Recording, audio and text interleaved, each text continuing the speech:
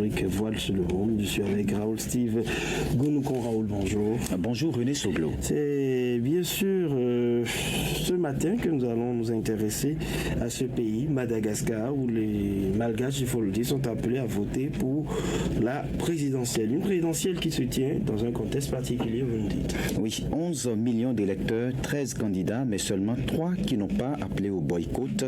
Madagascar vote depuis ce matin. C'est le premier tour de l'élection présidentielle et les Malgaches auront à choisir entre aller voter ou non, puisque 10 des 13 candidats ont appelé au boycott du scrutin après avoir boycotté la campagne. Les bureaux de vote sont ouverts sous haute surveillance policière.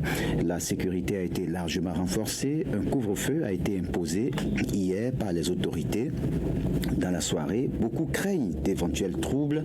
La participation est encore timide en cette matinée. Les 10 candidats d'opposition réunis en collectif ont demandé à leurs militants de ne pas sortir ce jour. Alors, question, les Malgaches se déplaceront-ils en masse vers les bureaux de vote ou boycotteront-ils le scrutin présidentiel, comme le leur demandent les 10 candidats du collectif qui ont battu le pavé pour exiger de nouvelles règles pour ce scrutin?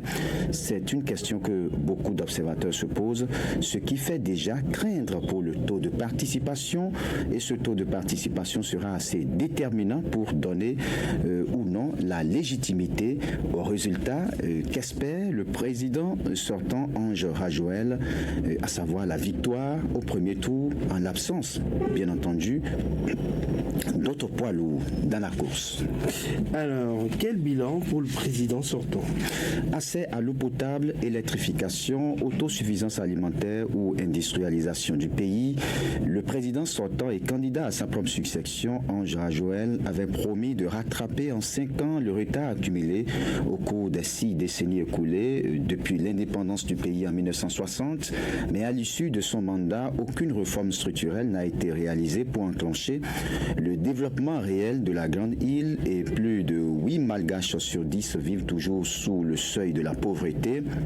En 5 ans, le fameux document cadre appelé Plan Émergence Madagascar, censé guider la politique de développement du pays, a été maintes fois annoncé mais n'a jamais été publié dans sa version définitive.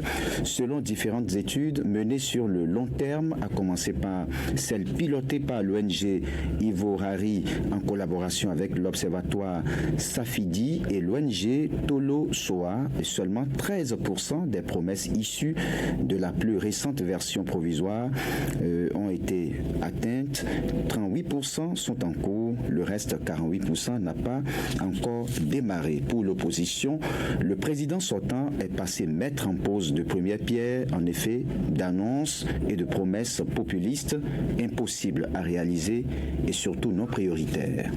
Alors, que retenir des autres secteurs, Raoul? Oui, il faut dire, René Soglo, que depuis 2018, le niveau de vie des habitants a dégringolé. La moyenne des taux d'inflation entre 2019 et 2023 s'élève à plus de 6%. Le prix des biens de consommation ont augmenté d'au moins 30% par rapport à 2019. Dans le Grand Sud et le Sud-Est, régions touchées par la famine et la malnutrition chronique, plus d'1 million de personnes souffrent actuellement d'insécurité alimentaire aiguë. À Madagascar, côté agriculture, l'autosuffisance en riz promise est loin d'être atteinte. La Grande Île importe encore l'équivalent de 20% de sa consommation annuelle. Le secteur économique et industriel sont en souffrance. Les lois de finances successives n'ont été que très peu dynamiques pour l'économie du pays, selon les observateurs et patrons de groupements d'entreprises. La plupart des projets d'infrastructures réalisés ne sont pas des investissements positifs pour le pays. La délivrance des permis miniers est au point mort. Le secteur de la vanille en crise. Aucun des 2 projets majeurs de production d'énergie hydroélectrique dans les tuyaux depuis 8 ans n'a encore démarré malgré plusieurs annonces faites en ce sens. En matière d'éducation, le gouvernement Rajouel a bien essayé de mettre en place un enseignement public obligatoire comme l'impose la loi, mais tout reste encore à mettre en œuvre. œuvre.